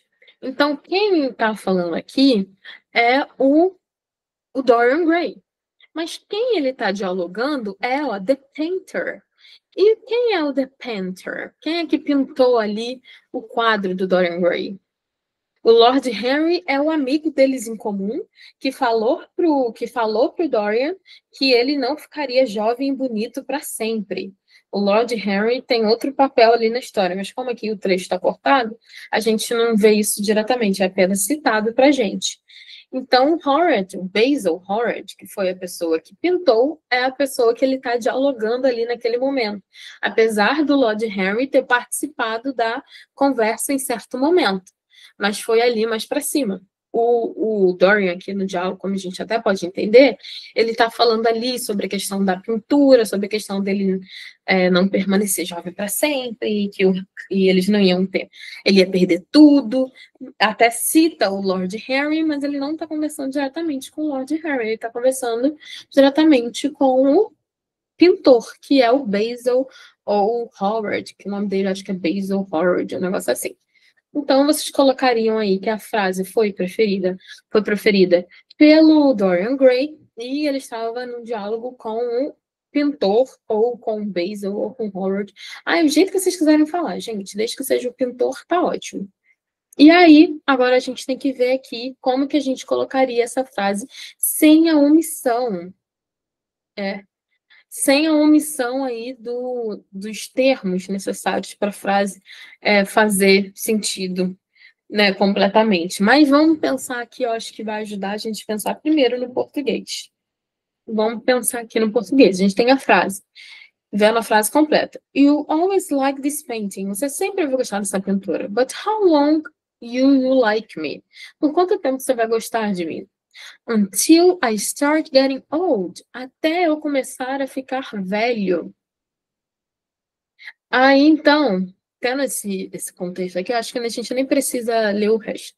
A gente está percebendo que ele está questionando ali o pintor de quanto tempo ele ainda vai gostar dele, quanto tempo ele ainda vai gostar dele até ele começar a envelhecer e perder essa tal beleza dele. Então, aqui ele só tem until I start getting old. Então, até eu começar a ficar velho. Mas o que ele está questionando ali? Qual é o questionamento que vem antes dessa frase? Do until I start getting old. Que ele está questionando ali na primeira frase. You always like this painting, but how long you like me? Você sempre vai gostar dessa pintura, mas por quanto tempo você vai gostar de mim até eu ficar velho? Que aí ele meio que cortou ali a frase, né? Porque se fosse... eu dei a dica já, né? Mas seria assim... por quanto tempo você vai gostar de mim até eu ficar velho? Então, but how long you like me? Aí ele corta, em vez de ele continuar a frase, until I start getting old, ele só corta, ele bota, how long you like me? Ponto. De interrogação. Until I start getting old. Então, assim, é como se a frase ele tivesse cortado ao meio. Vocês conseguem perceber isso? Né? Porque ele fala, até quando você vai gostar de mim? Até eu ficar velho? Sabe? Não faria sentido essa separação da frase, vamos dizer assim. É óbvio que faz ali no contexto, mas está omitida, tá vendo? Ela faz mais sentido se você juntar com a outra que vem antes. Will you like me until I start getting old? Então, você vai gostar de mim até eu começar a ficar velho? Então, o que foi omitido ali? A gente consegue ver pela frase anterior. O que foi omitido aí de frase que a gente pode saber ali, o que faltou para a frase until I start getting old. O que faltou ali? Até eu envelhecer, o que vem ali? Como assim, até eu envelhecer? Até eu envelhecer o quê? Qual é o questionamento? Quanto tempo ele gostaria dele? Foi exatamente o que você colocou aqui. Então, a frase completa seria: quanto tempo você gostaria de mim até eu ficar velho? E se ela não tivesse sido cortada ali com ponto de interrogação, essa seria a frase completa. Então, a gente reescrever essa frase é basicamente juntar ela com a anterior, que é justamente a frase que está questionando quanto tempo ele gostaria dele até ele começar a ficar velho. Então, se a gente reescrever essa frase levando em conta isso e esse sentido completo da frase, como que ela ficaria? É basicamente juntar ela com a anterior.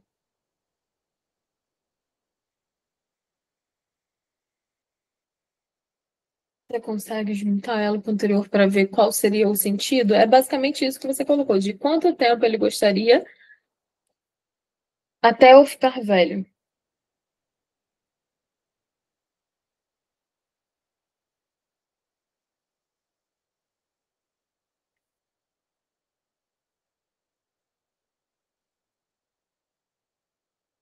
Se a gente juntasse, gente, alguém tem ideia?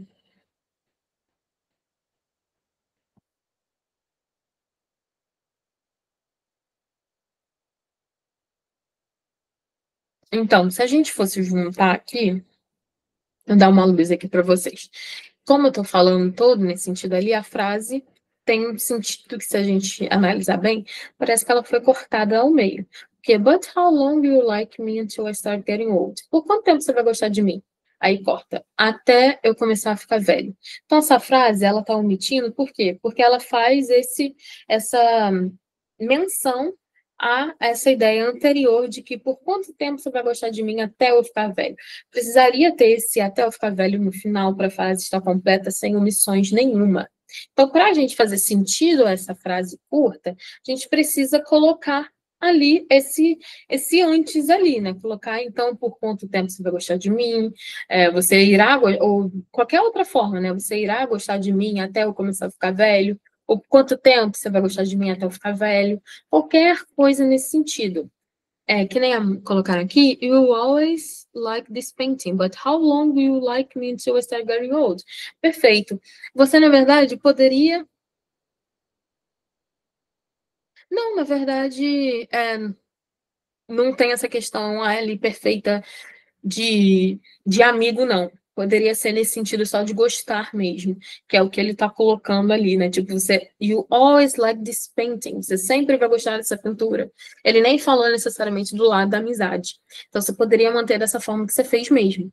Mas você nem precisaria colocar tanto, tipo, you always like this painting, porque ela só pede essa frase específica aqui, essa until I start getting old. Então, você poderia só mudar esse finalzinho aqui, juntar o final dessa daqui com a nossa frase principal, entendeu? Não que a sua esteja errada, né? Mas a sua tá até demais, vamos dizer assim, não que esteja errada, é o que eu tô falando. Mas você realmente é, errou por ser diva demais. É isso. Mas como a UERJ tem suas cabeças, a gente nunca sabe como que eles vão estar ali na hora da correção, é melhor a gente ir no mais seguro do que a gente dar chance pro azar, né? Pelo amor de Deus.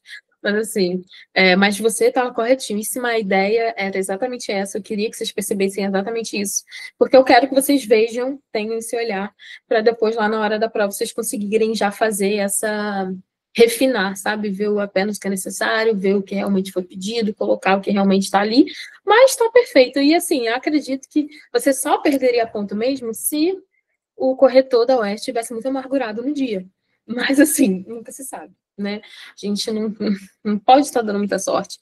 Mas assim, às vezes a gente só poderia colocar assim, você vai gostar de mim até eu começar a ficar velho. Então, you will like me until I start getting old, né? A gente só tem que fazer essa inversão, porque não é mais pergunta, né?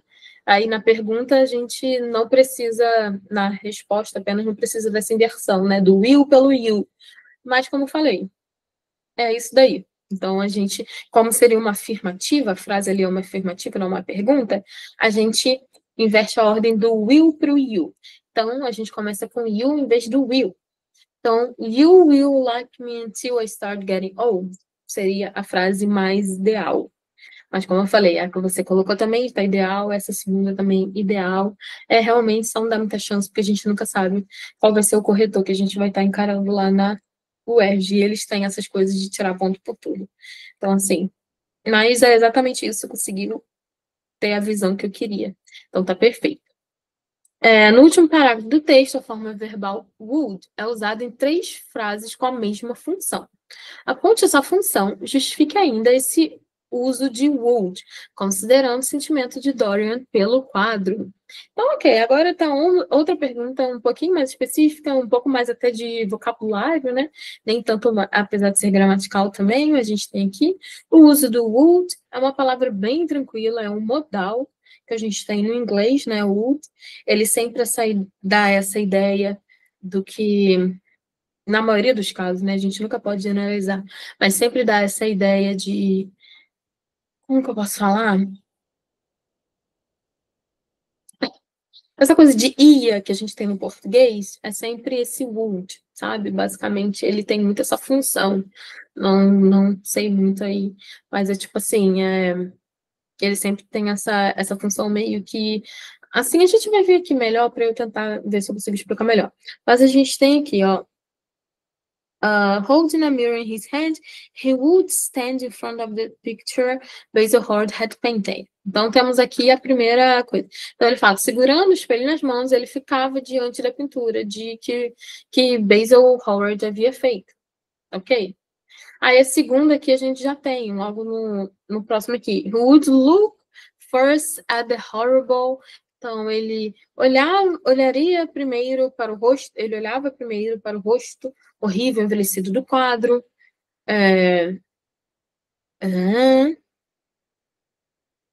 Gente, cadê o outro uso do would aqui? Ah, aqui, ó. Some nights he would secretly enter the locked room. Então, algumas noites ele também entrava secretamente no quarto, trancado. Então, a gente tem esse uso do would aí bem marcado também nessas partes finais aqui do texto. E o would, ele sempre dá essa ideia de...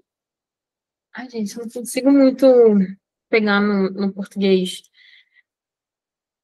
É, nessas frases aqui, nesse sentido, ele estava aqui, ó. Tá sempre reforçando algumas ações do Dorian Gray, tá vendo? Aqui ele fala, na primeira ele fala que ele entrava secretamente em algumas noites, entrava secretamente no quarto. Aqui ele fala que ele ficava em frente ao retrato que Basil Howard tinha pintado. Aqui ele já fala de que ele olhava primeiro para a terrível e rosto envelhecido na pintura. Então, assim, são ações que ele faz com bastante frequência, né? Dá essa ideia aí dessa certa frequência que ele tem, que ele faz essas atitudes. Que o would, ele é um verbo modal muito versátil, ele sempre tem várias significações e vários jeitos de usar, e um deles é esse jeito aí que a gente viu, que a Maria colocou aqui no chat. Ele expressa uma ação que Dorian tinha hábito e uma coisa que ele fazia repetidamente, exatamente, porque você vê que toda hora, todas as frases que o Woody aparece aqui é de uma coisa que ele sempre fazia, de uma coisa que era sempre, era uma ação, e principalmente é uma ação que ele fazia ali no passado, né? Não dá uma ideia de como a ação que ele faz no presente e tal. O Woody é sempre isso que eu estava tentando falar. São sempre essas ações, assim, não necessariamente linkadas ao presente. É sempre essa coisa aqui, principalmente, who would look first at the horrible? É quase como se fosse, não é. Pelo amor de Deus, não é. Não posso falar isso porque vira um crime no mundo do inglês, mas é como se fosse o will no passado. Né? Ele tem essa função aí de uma coisa que ele fazia bastante. Se a gente traduzisse mais literal, eu poderia traduzir, ó, que à noites, deixa eu ver aqui, ó, à noites ele entrava secretamente, tá vendo? Então, assim, à noite ele segurando o espelho, ele ficava parado, entendeu? Então, assim, tudo está no passado. Então, indica também essa ação passada recorrente. Então, você colocaria ali como função do uso do would é justamente falar de uma ação que ocorre bastante e está no passado. Se quiser reforçar isso, acho que é importante. E a justificativa do uso é também por conta disso, é porque o Dorian fazia muitas dessas ações. Então, assim, ele pede justificativa, não pede? Considerando de menor. Então, a justificativa do uso do would é essa mesma coisa, é esse mesmo sentido aí, de ser uma coisa para indicar justamente o fato do Dorian fazer bastante essas ações aí que ele repetia bastante por toda essa obsessão que ele tinha pela beleza dele, pelo quadro, pela pintura, pela sua própria beleza física. Então, assim, qualquer explicação que vocês colocassem nesse sentido, o uso do would estaria perfeito. Então, a função é indicar passado em ações que são recorrentes, e a justificativa do uso é justamente para demarcar de forma clara essa obsessão que o Dorian tinha pela sua própria imagem, e por isso ele repetia tanto essas ações. É isso. Não tem muito mais o que aprofundar, não. Que esse é o uso do would. Dentre os muitos usos do would, esse aqui seria um uso do would é um uso do would muito comum também. Agora, a gente continuando essa primeira parte do fragmento que a gente viu aqui, a gente tem a segunda. E aqui apresenta os momentos finais da história após o personagem Dorian, durante muitos anos, ter levado uma vida libertina e de experiências amorais. E, gente, então Dorian, além de ser totalmente corrompido e vendido pela sua própria beleza, ele também acabou, depois de conseguir esse seu desejo de não envelhecer e ficar jovem, bonito para sempre, acabou que ele começou a levar uma vida libertina e de experiências amorais. Então, você já imagina como nosso querido Dorian é cheio de qualidade. Vamos continuar aqui o texto. Vou fazer a mesma coisa, uma leitura mais leve, mas se precisar de alguma outra análise mais profunda, algum vocabulário, vocês me falam. What worried Dorian was the death of his own soul. Basil had painted the portrait that had destroyed his life. He could not forgive him that. It was the portrait that had done everything. A new life, that was what he wanted. That was what he always waiting for. Perhaps it had begun already. He would never again spoil innocence. He would be good. He looked around and saw the knife that had killed Basil Howard. Eu esqueci desse detalhe da história, eu tô meio choque quando eu li aqui. He had cleaned it many times until there was no mark left on it. It was bright and it shone. It had killed the painter. Now it would kill the painter's work and all that it meant. It would kill the past. When that was that, he would be free. He picked up the knife and pushed it into the picture. There was a cry and a crash. The cry so horrible that frightened servants woke and came out of the rooms. Two gentlemen who were passing in the square below stopped and looked up at the great house. They hurried on until they met a policeman and brought him back. The policeman rang the bell several times, but there was no answer, except for a light in one of the top windows. The house was all dark. After a time, he went away and stood in the garden of the next house and watched. Inside the house, the servants were talking in low whispers to each other. Old Mr. Leaf was crying. Francis was as white as death. After about a quarter of an hour, they went upstairs. When they entered the room, they found a portrait hanging on the wall. It showed Mr. Dorian Gray as they had last seen him, young and beautiful. Lying on the floor was a dead man in evening dress. He had a knife in his heart. He was old and horrible, ugly. It was not until they saw his rings that they recognized who the man was. Então, temos aqui o desfecho da história, né? Falando como é o final do nosso querido Dorian Gray. Não tão querido assim, narcisista Dorian Gray. Depois de toda essa obsessão, toda essa loucura que ele fez por conta do quadro e por conta da sua beleza. Então, aqui no final, a gente começa a ver que ele culpa, inclusive, o pintor, né? Ele fala aqui, o que preocupava Dorian era a morte de sua própria alma. Basil havia pintado o retrato de destruir a sua vida. Ele não podia perdoá-lo por isso, fora o retrato que fizera tudo. Então ele começa a culpar o retrato e falar que a culpa toda é do retrato, porque o retrato destruiu a vida dele. E, inclusive, culpa o pintor do retrato. Ele fala que uma vida nova era tudo que ele queria, era tudo que ele esperava. E talvez até já tivesse começado, porque nunca mais nada iria destruir a sua parte inocente, que ele seria bom. Ele ali olhou, né, para a faca que tinha matado o Basil Howard, que ele mata o pintor do quadro, porque já que ele entra nessa coisa de culpar o quadro, e principalmente o pintor do quadro, ele limpa muitas vezes a faca até que não tenha mais nenhuma marca nela, e estava brilhante e reluzente, né? Aí ele fala que aquela faca matou o pintor, né? Meu Deus do céu. E agora iria matar a obra do pintor, né? E tudo que isso significava, né? E ele falou que mataria o pecado, e quando estivesse morto, né? O passado, no caso, estivesse morto, ele estaria livre. Então ele pegou a faca e enfiou ali com tudo na pintura. Mas houve um grito, né? E um grande barulho, um grande estrondo.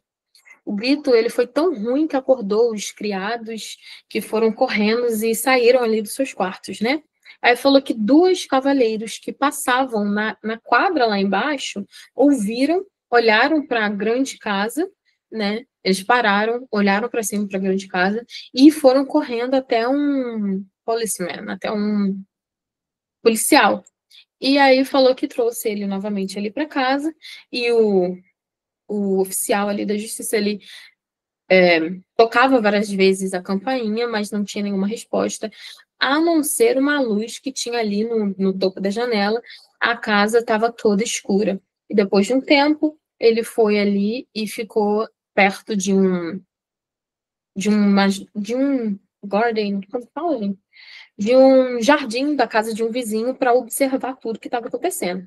Aí ele falou que dentro da casa os criados eles ficavam cochichando, baixinho entre si, e tinha uma senhora Leaf que chorava bastante, um tal de Francis que estava pálido como a morte, e após cerca de alguns minutos ali eles subiram a escada com medo. E quando eles entraram no quarto, eles encontraram um retrato pendurado na parede que mostrava o Dorian Gray jovem, belo, como eles tinham lembrança da última vez que o viram, e no chão tinha um homem morto, vestido com roupas assim de jantar, né? Roupas chiques, vamos dizer assim, e uma faca cravada no coração. Ele era velho e terrivelmente feio, e só quando eles olharam para a mão dele, viram os anéis, que eles reconheceram quem era o homem. E assim que termina a nossa história do nosso querido narcisista Dorian Gray. E exatamente, ele é tão narcisista, que ele até culpa o pintor e o retrato, menos a si mesmo. Então, para a gente ver como que o homem é doido. O homem é doido. Doido e narcisista, né? Porque ele se ama tanto que ele. Gente do céu, que loucura. Ele tá. Gente, eu esqueci completamente. Não tem uma história da mitologia também, bem parecido com isso, com uma pessoa que você admirava tanto? Por favor, alguém lembra essa história e me fale, porque eu tô com isso desde o início da aula, quando eu li esse texto e... Obrigada, obrigada. Eu tava tentando lembrar o mito do Narciso. Eu tava, gente, tem um mito de algum que fala sobre essa mesma coisa. Muito obrigada, você é uma diva, querida, uma querida. Porque eu tava com isso na cabeça, eu não ia dormir tranquila se eu não lembrasse. Realmente, tem um mito do Narciso, que era a mesma coisa, que ele se admirava tanto, que ele se olhava tanto, que isso, eu também tava com isso na cabeça, eu não ia dormir tranquila, muito obrigada. Tem essa coisa mesmo do mito do Narciso, a pessoa, ela é tão admirada com a sua própria beleza que ela se perde em relação às pessoas, né, em relação ao seu redor, e nada mais importa além da sua própria beleza. E você vê que ele culpa até o pintor, o quadro, culpa todo mundo menos a si mesmo, é um doido mesmo.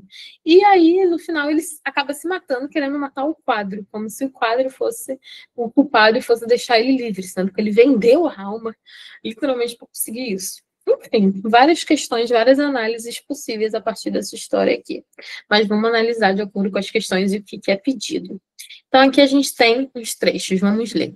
He fell more and more in love with his own beauty and more interest in the corruption of his own soul. Essa aqui é a última frase do primeiro fragmento lá que a gente leu. What worried Dorian was the death of his own soul. Basil had painted the portrait that had destroyed his life. He could not forgive him that. Os três acima fazem menção à alma de Dorian Gray. indicando uma mudança no personagem. Explicite essa mudança. Então, lá no primeiro trecho, a gente tem um Dorian que... Perdão, a gente tem um Dorian que se ama, que está tão apaixonado pelo quadro, pela sua beleza, e com as possibilidades que isso traria, e que, inclusive, a perda que ele teria se a beleza dele acabasse, que ele fala que daria tudo, inclusive a própria alma, para continuar lindo e belo para sempre, enquanto o quadro envelhece no seu lugar. Tudo isso para ele não perder o que ele considera mais importante, né? A sua própria beleza. Tanto que a gente fala esse traço narcisista, claro que ele tem. E fica aí com a história do Narciso. Muito obrigada por lembrar da mitologia. E aí a gente tem aqui, nesse primeiro momento, que ele fala ali no final do primeiro fragmento, que ele estava ali mais e mais apaixonado pela sua própria beleza e estava mais e mais interessado na corrupção da sua própria alma, porque foi o que a moeda de troca dele, ele daria a alma dele para continuar belo e o quadro envelhecer. E aí, no primeiro momento, ele parece zero preocupado com a alma dele, o que aconteceria com ele. No segundo momento, o primeiro fragmento do segundo parágrafo, aqui no final da nossa história, já fala o contrário. A primeira frase é que o Dorian estava preocupado com a morte ali da sua própria alma. Então já apresenta um outro Dorian pra gente, já fala de outra perspectiva, Dorian mudou. Aí você acha, nossa, Dorian vai ter senso, então Dorian acordou com a vida, porque ele está preocupado com a morte da sua própria alma, né? Ele está ali preocupado com o que vai acontecer com ele. Não é tão narcisista assim, tadinho do Dorian, mas não. Era tudo mais narcisista ainda, porque ele fala que a culpa é de quem pintou o quadro e nem perdoaria o pintor do quadro, porque tudo que aconteceu foi por conta do quadro na vida dele, e ele não conseguiria perdoar. Então, esses dois trechos, eles fazem menção à alma do Dorian em perspectivas diferentes, né? Isso ficou claro agora. E qual seria essa mudança, né? Ele vai daquela admiração narcisista para um arrependimento com a consciência dele perturbada, né? Pelo preço da alma que isso custou, do pintor. E nem isso ele admite. Exatamente. Então, assim, ele tá pouco se lixando. Ele realmente está se preocupando só com ele. E de uma forma bem falsa, inclusive. Então, no início ali, o que a gente vê é um personagem super propenso a dar sua alma e dar tudo, inclusive sua alma, por conta disso. Então, ele estava super interessado. A gente até vê, ele deixa claro aqui no trecho pra gente. Interest in the corruption of his own soul. Então, ele estava interessado. Então, a gente bota ali que de início o personagem estava interessado na corrupção da sua própria alma. E depois a gente vê ali que ele começa a ficar preocupado com a sua alma. Então, a mudança que vocês colocariam é justamente essa daí. Ele coloca essa perda, esse medo da morte da alma dele, é culpa do pintor e do quadro que causaram isso nele. Exatamente. Então, o que isso tem a ver com a menção à alma de Dorian, essa mudança no personagem? É isso que vocês colocariam ali. No início, você vê um personagem propenso a tudo, por conta da sua beleza e por conta do seu desejo de não envelhecer. Você vê um personagem até mesmo interessado na corrupção da sua própria alma. No segundo, a mudança que a gente vê é um personagem super preocupado com a sua própria alma e com o que aconteceria com ela, apesar de ainda não reconhecer, né, que o erro e tudo isso aconteceu por ganância dele e não por conta do pintor ou por conta do retrato em si. Então, essa seria a resposta mais adequada para vocês colocarem aqui nessa questão 7, tá bom? E qualquer coisa que seja aí nessa vertente, tá, gente? A minha resposta, obviamente, não é a única certa. Há N maneiras de se dizer isso. Agora temos aqui questão 8. It was the portrait that Han had done everything. It had killed the painter. Identifica os agentes das ações sublinhadas, respectivamente, em 1 e 2. Explique também o efeito produzido pela escolha de tais agentes. Ok, vamos agora por parte, porque senão a gente vai enlouquecer aqui. Vamos identificar os agentes. Na primeira aqui, it was the portrait that had done everything. Had done é o verbo principal que a gente tem aqui. Então, se a gente fala aqui na tradução, ficaria foi o retrato que tinha feito tudo. A ação que a gente tem aqui é realizada por quem? Né? Feito o quê? Foi feito. Na verdade, não é feito o quê, mas é feito por quem? O nosso foco. Aqui. Tanto que nem fala had done everything. Nem tem a explicação de done what. O que seria esse everything? Mas a gente quer saber quem foi o agente. Quem é que fez esse everything? Who had done everything. Quem é o agente dessa primeira frase aqui? É o portrait, é o retrato, perfeito. E na segunda, had killed the painter. Então, seria isso matou o pintor. Isso mostra até mesmo uma ganância também, um narcisismo da parte do Dorian, né? Ele não admite, ele fala que foi o portrait que fez tudo e foi isso que matou o pintor. Então, assim, como assim isso matou o pintor? O que que matou o pintor, gente? O que que matou o pintor? A gente tem que, talvez, voltar um pouquinho aqui. Porque o que que matou o pintor, falando de forma bem clara? Assim, o que que ele usou para matar o pintor? O que matou o pintor aqui foi literalmente uma faca. Então, é o agente aqui, que ele deixa oculto, né? Que ele usa o it, em vez de usar o tipo, it was the knife that had killed the painter. Ele botou it had killed the painter. Então, ele nem quis ser específico, mas a gente entende ali pelo contexto que ele usou uma faca para matar o pintor. Então, o agente seria a faca, né? Então a gente vê aí também que o Dorian está usando isso como mais uma ferramenta para o seu narcisismo, porque isso faz o quê? Isso faz com que ele não tenha a responsabilidade pelos atos cometidos. Então, foi o retrato que fez tudo com a alma dele, foi o pintor que pintou que fez tudo isso, porque foi a partir do pintor que teve o quadro e a partir do quadro que tudo se sucedeu. Então, ao ele tirar os agentes ali, que para a gente fica explícito, implícito, na verdade, né, que a gente sabe que ali, na verdade, o grande agente disso tudo é o próprio Dorian, mas de forma ali que é explicada e escrita para a gente percebe que nessas frases é o retrato e a faca, que é a faca que matou diretamente o pintor, que foi o instrumento utilizado, a arma utilizada para matar. Então, o efeito produzido pela escolha de tais agentes é justamente isso. É tirar a responsabilidade dos atos do próprio Dorian. Então, é mais uma forma dele de se proteger e negar os fatos reais. Então, ele só está sendo mais narcisista e ele está querendo tirar toda a responsabilidade pelos seus atos. Fica dessa forma aí o efeito produzido pela escolha desses agentes, porque ele não fala que foi ele que fez tudo, não fala que foi ele que matou, ele fala que foi a faca que matou, mas quem é que usou a faca, né? Ele fala que foi o retrato que fez tudo, mas quem é que falou com o retrato e se apaixonou? Então tem toda essa questão aí. Então o efeito que ele quer produzir é justamente esse, de tirar a sua culpa por tudo, né, de isenção. Temos aqui a questão 9. There was a cry and a crash. The cry was so horrible. What Miss Leaf was crying? Nos três acima da palavra cry assume diferentes significados. Indique o significado de cry no trecho 1 e traduza todo o trecho 2. Ok, então aqui a gente tem uma coisa mais gramatical, né, mais de vocabulário, na verdade, perguntando pra gente os dois usos da palavra cry. Na primeira aqui tem there was a cry and a crash. The cry was so horrible. A gente tem ideia, a gente sabe, no geral, que cry é chorar, como é o sentido da dois, né? Cry, crying é o verbo chorando, né? Então, assim, agora a gente tem que saber o significado dele na que na ele não significa esse chorar. Nessa ele significa outra coisa, que eu acho que eu até traduzi junto com vocês.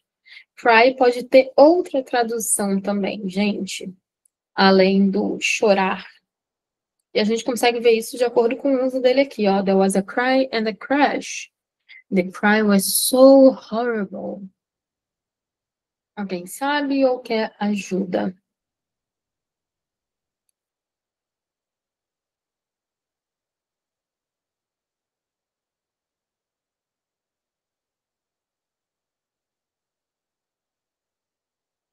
Na primeira frase, alguém tem alguma ideia?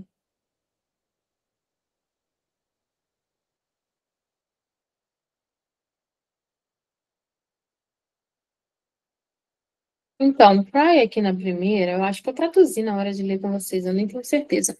Mas a cry aqui na primeira seria um grito, né? Seria qualquer coisa nesse sentido. Acho que grito é a única palavra que eu consigo pensar boa, assim, mas acho que grito é a mais adequada mesmo.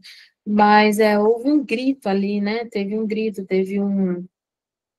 é, Tem esse sentido de um berro, obrigada. Então, um berro, um grito, uma exclamação, qualquer coisa assim mais alta, sabe? Seria um cry. O cry, nesse sentido, também encaixa assim, sabe? Então, ali na primeira, a gente tem there was a cry and a crash. Então, assim, até mesmo, é verdade, o berro traz mais para esse lado emocional mesmo, e esse lado da gravidade ali dos acontecimentos. Então, cry, o berro, seria até melhor do que grito. Então, houve um berro, então uma batida, né? O berro era tão horrível. E a gente tem na segunda ali como Old Miss Leaf was crying. A gente já percebe ali que aí ela já está realmente ao cry de chorar, que a gente já bem conhece. Então, primeiro, o significado que a gente bota é de berro, grito, qualquer coisa nesse sentido. E no segundo, a gente coloca como choro, chorar. E aí, na segunda ali, para identificar o cry no trecho 1, vocês colocariam, então, cry no trecho 1 é no sentido de gritar, berrar. E traduzir o trecho 2 seria a senhora Leaf estava chorando. Simples e direto dessa forma. Exatamente, a velha senhora Leaf estava chorando. Perfeito. Vamos para a última questão para a gente encerrar a nossa prova de hoje e a nossa aula. O acontecimento relatado no último parágrafo do texto retoma o elemento fantástico presente no enredo da história. Descreva a aparência do homem encontrado sem vida e a imagem pintada no quadro. Explicite ainda a importância dos anéis mencionados na última frase. Então, aqui a gente vai fazer uma retomada ali da última parte aqui, que fala sobre essa coisa quando ele foi encontrado, né? Como que estava o quadro, como que estava um homem encontrado morto. E a questão ali dos anéis, né, mencionados na última frase, que é uma coisa muito importante que a gente percebe ali na hora da história. Então, vamos ver aqui o que, que é. É para a gente descrever a aparência do homem encontrado sem vida e a imagem do quadro. Então, é bem tranquilo também. A gente tem aqui, ó, quando eles entraram no quarto, eles acharam um retrato pendurado na parede que mostrava o senhor Dorian Gray as they had last seen, como a última vez que eles viram ele. Viram ele. E Young and Beautiful. Então, o quadro que a gente vê ali é isso, Young and Beautiful, as they had last seen him. Lying on the floor was a dead man in evening dress. Então, o homem ali no chão já estava com um vestido de uma roupa de gala mais produzida. He had a knife in his heart. He was old and horribly and ugly. Então, ele era horrível, tadinho. Horrivelmente feio. E aí, quando ele achar o quadro, ele quebra a maldição. Exatamente, que é tudo isso que a gente consegue ver ali, desse elemento fantástico que a gente tem ali. Na verdade, ele não consegue meio que quebrar a maldição, ele é meio que consumido oficialmente por essa maldição, né? Porque acaba dando errado, de vez ele morre, ele se mata no final das contas, e a sua alma, que era a sua grande preocupação, foi corrompida de vez. E a gente vê um quadro com uma imagem de um homem lindo e jovem, como o próprio Dorian Gray era, e o quadro originalmente era também. E no chão a gente vê um homem velho e feio. Exatamente. E ali a gente viu que eles reconhecem um homem no chão como o Dorian por conta dos anéis. Então, essa é a importância dos anéis ali, né? Foi por isso que eles reconheceram um homem lá deitado no chão. Exatamente isso que você coloca aqui. O anel tem importância porque ele é o único elemento da cena que ajuda as pessoas a identificar que aquele homem lá no chão horrível e, enfim, de toda aquela forma, era o próprio Dorian. Então, essa é a resposta que vocês colocariam ali, de uma forma bem mais bonitinha, em forma de, eu prefiro de texto corrido, mas tem gente que prefere colocar em pontos, em tópicos, mas fica aí a critério de vocês. Mas é isso, gente. Mais uma prova finalizada com sucesso, mais uma aula finalizada com sucesso. Eu espero que vocês tenham conseguido compreender. Muito obrigada pela presença de vocês aqui comigo. Qualquer dúvida, vocês podem estar me chamando, estou sempre à disposição. Todos os materiais estão lá no Drive ou no grupo, então vocês podem estar consultando lá ou perguntando. Para a nossa próxima aula, a gente continua com a resolução de mais uma prova e aquelas atividades extras que eu já mandei para vocês e está lá para vocês se prepararem, praticarem muito. Eu confio muito em vocês que estão aqui, que estão acompanhando, que estão fazendo dar certo nossas aulas ao vivo. Então, continuo contando com a participação de vocês. Muito obrigada. Vocês com certeza vão ter a aprovação garantidíssima lá no final do ano, quando vocês fizerem a prova. Espero que nossas aulas estejam ajudando vocês aí a pegar mais confiança, a entender melhor como funcionam as provas. E é isso, gente. Não vou prender muito vocês mais aqui. Nossa aula está se encerrando. Se não tiverem mais nenhuma questão, podem ir, tá? Estão liberadíssimos. Mas é isso. Muito obrigada. Tá bom, professora. Muito obrigada, viu? Até a Eu que próxima. agradeço. Até.